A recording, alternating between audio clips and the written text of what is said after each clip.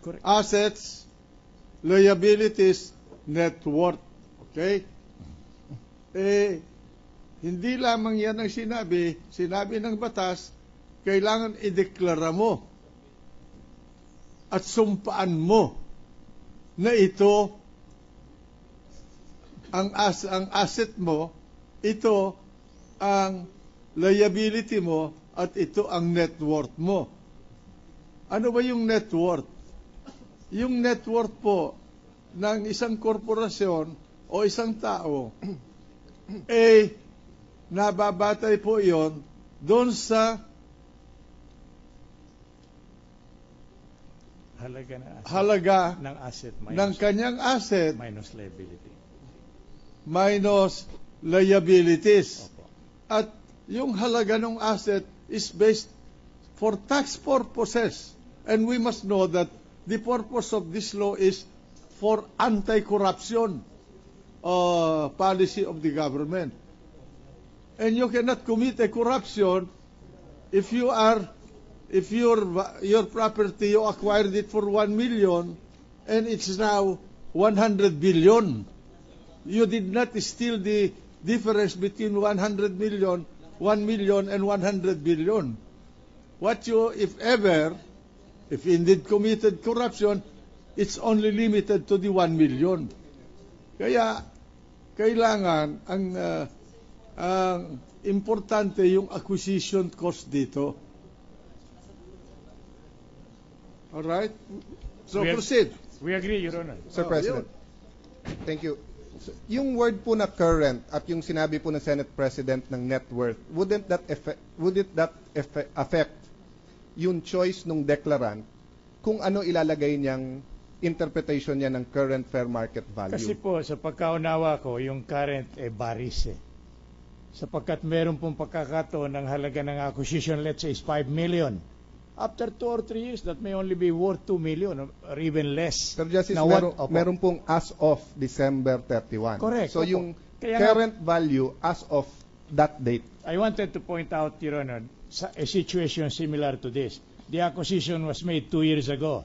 But what is involved in the controversy is the present SAL.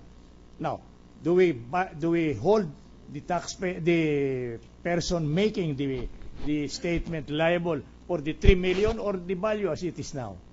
There is where a great difference will come in, Your Honor. Because we have heard a lot of witnesses here in connection with evaluation before, and there were statements to the effect, meron pong pagkakataon, kahit na ang halagay ganito, binibigay ng lugi pa sa halaga. So, kung ako po magpapail, alin po nga ilalagay ko? Necessary. Yung ilalagay ko yung kasulukuyang halaga.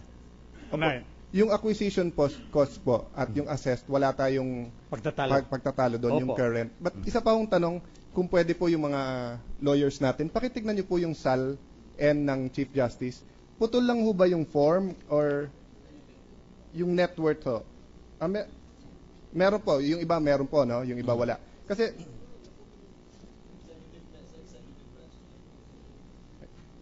Kasi sa form po namin meron net worth Ang tanong ko po, hindi po ba hindi magiging accurate yung net worth kung hindi po ang ilalagay natin yung actual price?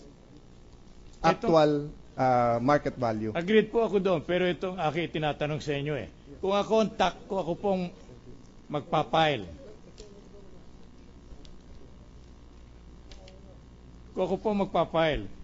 ang inacquire kong condominium unit cost me, let's say, 10 million. That was 3 years ago. And I'm filing again another SALM now. And the value thereof could even be only 1 million instead of 5 million. Yes. May I be faulted for stating 1 million only? Is there fraud? Is that indicative of fraud? If you bought it po for 5 years ago at 5 million, at ang halaga nun 5, ang declaration nyo 5.5. Opo. If 3 years later, it is 10 million, ang declaration nyo 5.10. If 10 years later, bumagsak ang presyo, it's 1 million, ang declaration nyo is 5 and 1. Para makita po talaga kung magkano ang nakalagay puro sa una, I declared it as 5. Pero bumababa na po pa ngayon ang halaga. Yes. Nagkakasala ho ba ako ng paglabag so, the sa point, bata? Justice, I wanted to drive at is that wala tayong pagtatalo sa fact. This is not a debate on, it's not an issue of fact. So kasi sinasabi po nila iba ang presyo ng actual iba ang current fair market value at ang sinasabi nyo po iba. Ang sinasabi ho ng prosecution dapat kung ano yung pag pumunta ka sa broker ngayon, pare magkano bebenta to at magkano ko pwedeng bilhin. Yun ang gusto nilang amount. Kung sabihin po ng I'm sorry. Tama po kayo. Sa inyo naman po, ang sinasabi nyo po, magulo yung ganung basihan. Kasi pwedeng ibaba, itaas ng broker at paiba-iba. So sa inyo, ang sinasabi nyo po, pwedeng yung assessor, yung value sa assessor, sapagkat good faith ang public official pag doon. So actually, ang pinag-uusapan natin, hindi conclusion of fact, kundi conclusion of law. So ang trabaho namin, mag-decide ano ba ang ibig sabihin ng current fair market value at kung mag-a-agree kami sa prosecution na dapat yung actual, ang susunod namin, is this impeachable or is it a simple mistake without malice as you stated? Correct ho ba ang pagkaintindi ko more or less po? There is where, Your Honor, we may vary in our postulation and articulation. If I were a sitting justice, necessarily I'll take into consideration all the necessary factors. Meron nga po akong nabiling halagang 5 million 3 or 4 years ago. Magpapile na naman ako ngayon as an impeachable public officer. Tinanong ko magkano ba mabili? Wala nang bibili niya. Bulok na yan and so on. Am I still under legal obligation to declare it as 5 million acquisition? Or only my point precisely, Justice. We can spend the whole month arguing on values and amounts. Yes. But ang pinagtatalunan pala dito, yung conclusion of law, whether kung ano definition ng current fair market value. Let me elaborate, no? Tatlo ang values na alam natin eh. Yung una, yung sinasabing sa assessor. Halimbawa po sa Taguig, tama po ba ako, Ginoong Assessor? Sa Fort Bonifacio, ang pinakamataas na value is 19,200 sa kahit anong building at condominium. Yun ang pinakamataas. Yes, Your Honor. Hindi po kayo pwede mag-assess na mas mataas doon. Yes, Your Honor. Kahit na meron po tayong isang condominium doon na 130,000 per square na ang bentahan. Tama po ba? Yes, Your Honor. At bakit po na ganon?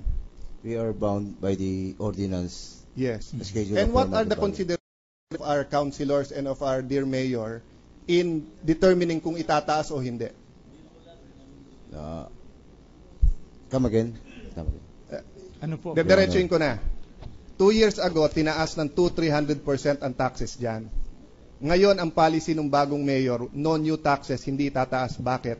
Pag tinaas nyo yung taxes, ano po mangyayari? Sa Taguig ho ba bibili ng condominium at sa Taguig ho ba magtatayo ng condominium ang ibang mga developer o lilipat ng Mandaluyong, Pasig, Makati, Quezon City, Maynila?